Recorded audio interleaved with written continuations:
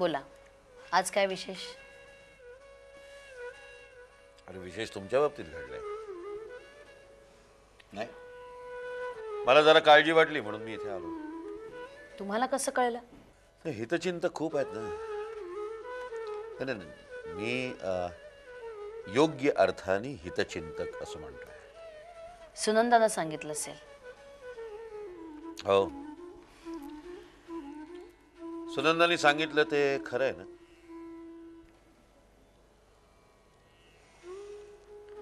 मग पुढं काय? आय मीन पोलीस तपासणीचं काय झालं? मी पोलीस स्टेशनवर गेले होते माझी जबानी द्यायला. बरं. तपासणी चालू असताना मंत्रालयातून फोन आला आणि अचानक माझी तपासणी संपवली गेली. असे नाही नाही, ही तात्पुरती मलमपट्टी झाली. मला असं वाटतं आपण येणाऱ्या वादळाचा अंदाज बांधायला हवा, त्यातून बाहेर पडण्यासाठी मार्ग शोधायला हवा. म्हणजे असं बघा की हे पुरावे ठोस पुरावे आहेत, पुरेसे आहेत असं जर वाटलं तर ते केस करू शकतात. कोणाविरुद्ध? मन्नाविरुद्ध, तुमच्या विरुद्ध. माझ्या विरुद्ध? एक आहे, आपण तशी वेळ येऊच द्यायची नाही. पण म्हणजे नक्की काय करायचं आपण? ज्या कोणी हे कारस्थान रचलंय त्याला शोधून काढायचं. पण तुम्हाला काय वाटतं की ह्याच्यामध्ये माझ्या ड्रायव्हरचा हात असेल? असू शकतो. नाही, मला नाही असं वाटत काका. नाही, कारण अहो गेले कित्येक महिने तो माझ्या बरोबर आहे. आम्ही दोघं एकमेकांचे अतिशय चांगले वागतोय, चांगलं बोलणं चाललं आहे आमचं. मी त्याच्या खाण्यापिण्याची काळजी घेते. म्हणजे थोडक्यात सांगायचं तर जसं दोन व्यक्तींचं एकमेकांशी आपलेपणाचं, सुसंस्कृतपणाचं नातं असं ते आमच्यात निर्माण झालेलं होतं. असं तुम्हाला वाटतंय? हा तुमचा सुसंस्कृतपणा झाला. काका, तुम्ही इतके व्यस्त आहात आपल्या कामात, इतके व्याप आहेत तुमच्या पाठीशी, तरी सुद्धा आमच्यासाठी म्हणजे न बोलवता एवढं तुम्ही करताय. आपलेपणाचं नातं, सुसंस्कृतपणा तुम्हीच आता बोललात ना, इतक्यात विसरलात. थँक्यू. असं बघा, हा आभार प्रदर्शनाचा कार्यक्रम आपण नंतर करू. आत्ता आधी आपल्याला कामाला लागायला पाहिजे. सांगा काय करू? हा तुमचा जो ड्रायव्हर आहे ना, त्याची आधी सगळी माहिती जमा करायला हवी. अर्थात ती माहिती वरवर गोळा करून चालणार नाही. खूप डिटेल्ड इन्फॉर्मेशन लागेल. म्हणजे त्याचे गावाला आई वडील काय करतात, त्याचे मित्र कोण आहेत, त्याचा पास्ट रेकॉर्ड काय आहे, त्याच्या सवयी काय आहेत, त्याला हाताशी धरून हे कारस्थान तुमच्या विरुद्ध कोणी करतंय का, तुमच्या विरुद्ध कोणी सूड घेतंय का, हेही शोधायला लागेल. सूड? माझा?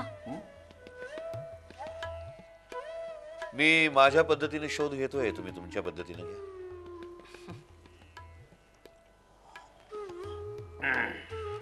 घेऊ? हो.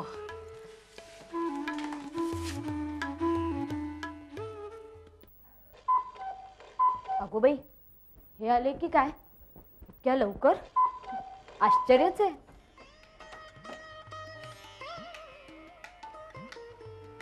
ओळखलं नाही? नाही ओळखलं की. मी कशी विसरेन? 6 महिने तर तुम्ही झाले येऊन. तेच तर म्हणते मी, 6 महिन्यात काय माणूस गोऱ्याचा काळा होतो की काय? काय बघते? नाही, मी तुमच्या बॅगेकडे बघतेय. म्हणजे एरवी तुम्ही 1-2 दिवसा करता येता तेव्हा छोटीशी पिशवी घेऊन येता. आज एवढी मोठी बॅग?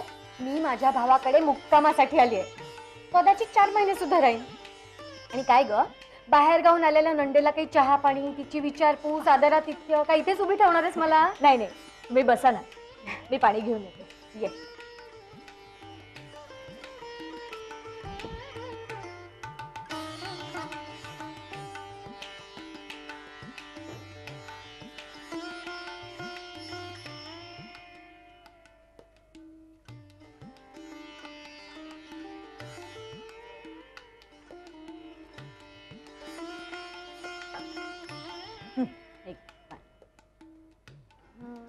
विरू केव्हा येईल ग?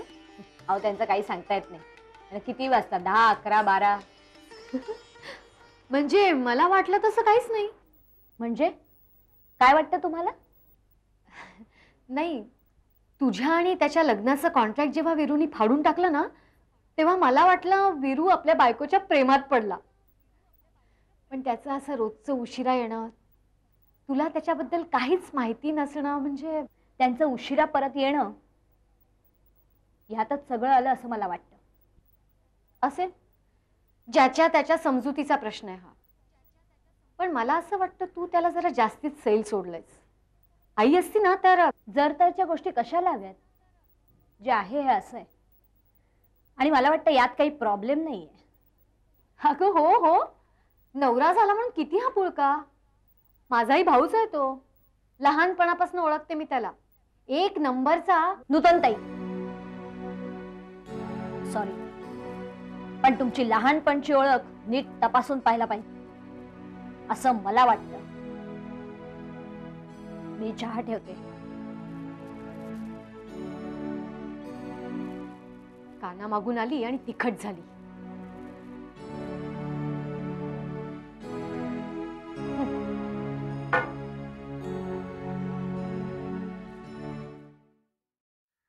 काय गंमत आहे नाही.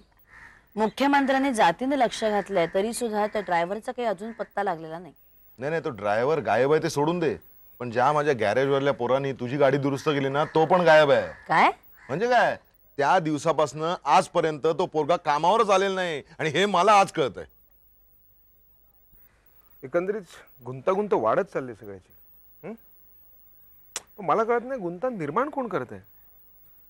आणि त्याहूनही महत्वाचं म्हणजे हे सगळं करून त्याला मिळतंय काय? काय माहितीये का सुद्धा, शत्रूचा शत्रू तो आपला मित्र, किंवा दोन नकार मिळून एक होकार असलं गणित आहे. हे मास्तर, एक तर इथे हा गुंता वाढत चाललाय, त्यात तू गणित कसली घालतोयस? सोप्या भाषेत सांगायचं तर सुधाचा मोठेपणा न खपणाऱ्या एखाद्या फालतू माणसाने हा उद्योग केलेला आहे. गोल गोल फिरून ना आपण पुन्हा पुन्हा त्याच प्रश्नावर येतोय. मुळात आपल्याला हे शोधायचं तो माणूस कोण आहे. म्हणजे हात तर नुसते शिवशिवत आहेत. हा जो कोणी माणूस असेल ना, तो एकदा माझ्या हातात येऊ दे. नाही सालेला नंगा केला ना, नावाचा म्हणणा प्रधान नाही. जरा थांब थांब थांब. ते माणूस बिणूस दूर, आधी त्या गॅरेज मधल्या पोराचा पत्ता लावतो. अरे गॅरेजच्या सगळ्या पोरांना सांगून ठेवलंय, मी स्वतः बोललोय. तो पोरगा माझ्या हातात सापडू दे. नाही साल्याचं इंजिन डाऊन करून पुरा स्क्रॅप करून टाकला ना, तर बघच तू. ए बाबा, वय काय तुझं? स्क्रॅप काय करतो, डाऊन काय करतो तू?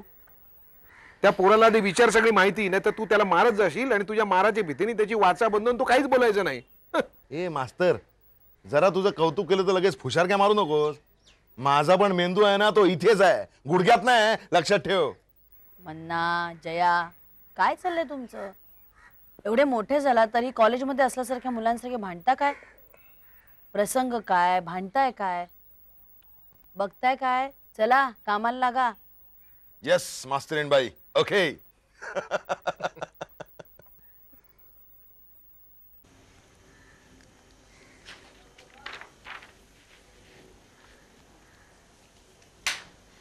वीरू, चहात थोडी साखर हवी असं नाही वाटत तुला? एक मिनिट.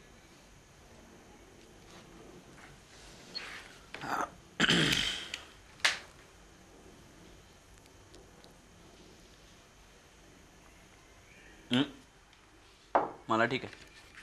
शी, मला नाही आवडत असा फिका फिका चहा. प्रीती, साखर आण का थोडी.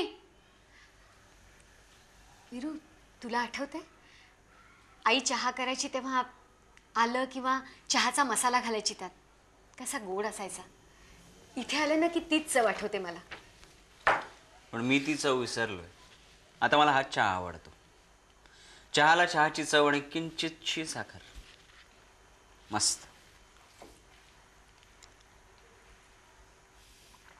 हा प्रीती, हाय क्लास झालाय चहा. तू घेतलास?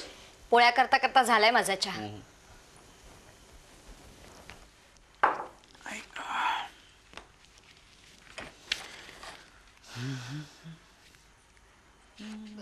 वीरू, सध्या काय काय चालू आहे तुझं?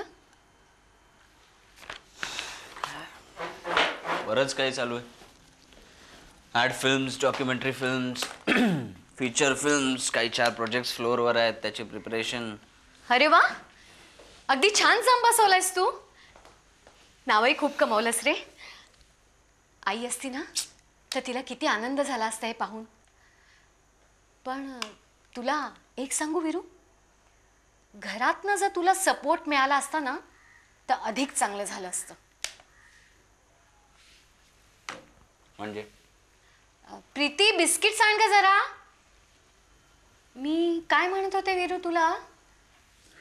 मला घरातनं जर सपोर्ट मिळाला असता तर जास्त चांगलं झालं असतं.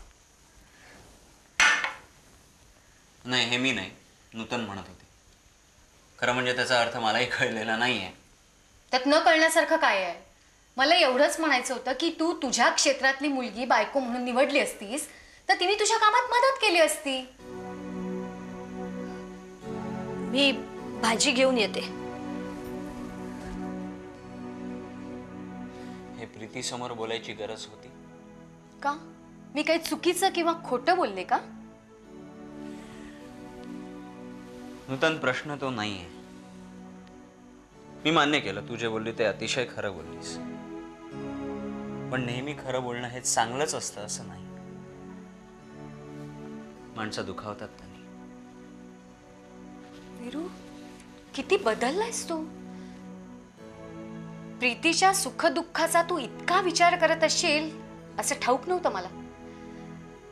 अरे काही वर्षांपूर्वी गोष्ट वेगळी होती नूतन. आज गोष्ट वेगळी आहे. आणि हे तू लक्षात घेतलंस तर जास्त बरं आहे.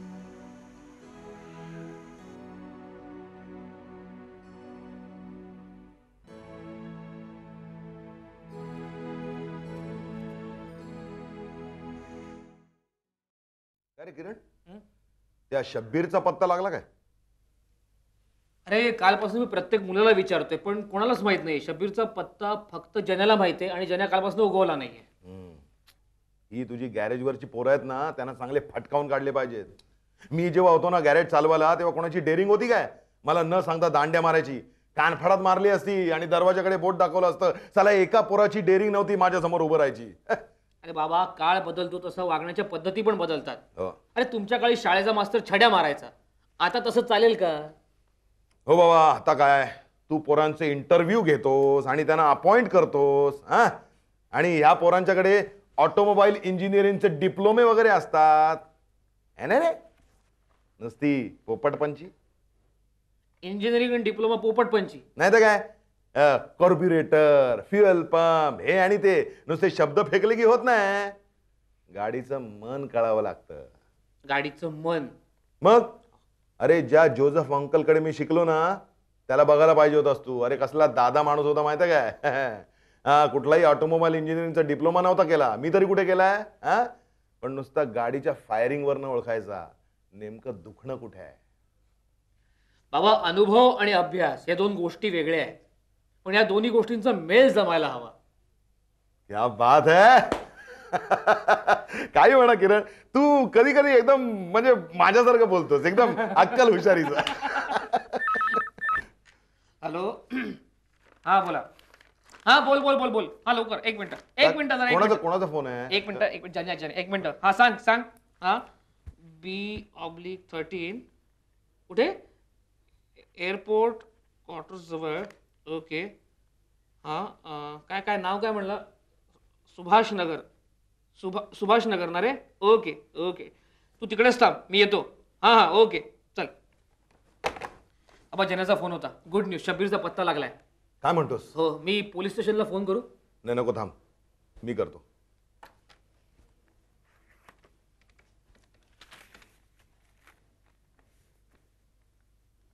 Hello, Parla police station. मी मन्ना प्रधान.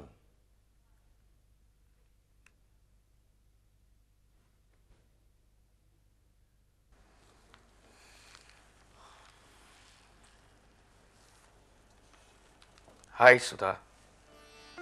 शरद, तू आत्ता कसं काय? एक गुड न्यूज द्यायची होती. Good news?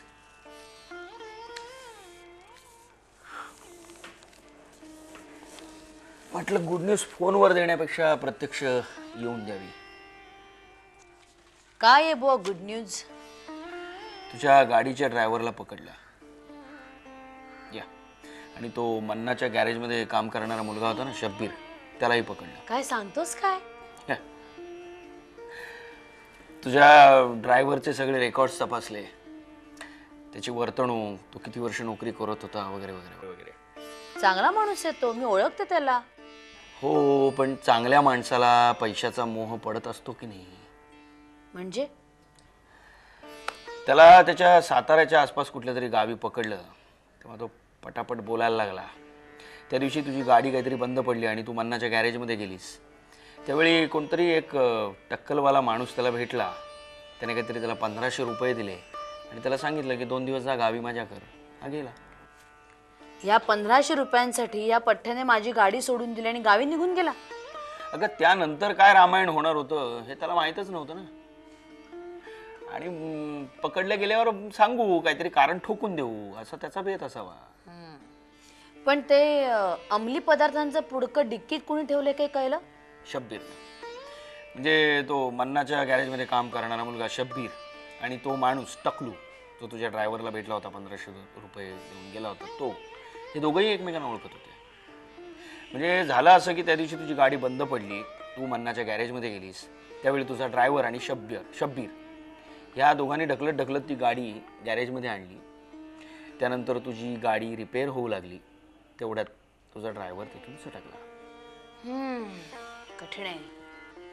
एखाद्या नाटकात किंवा सिनेमात प्रसंग घडावा ना, तसं घडलेलं आहे सगळं. कधी कधी सत्य घटना या कल्पनेपेक्षा गूढ आणि गुंतागुंतीच्या असतात. पण हे सगळं तुला कसं काय कळलं? कळलं, काय आपले सोर्सेस. मला तरी कळू देत काय आहेत ते. अगं ती मृणाल धुरंधर आहे ना,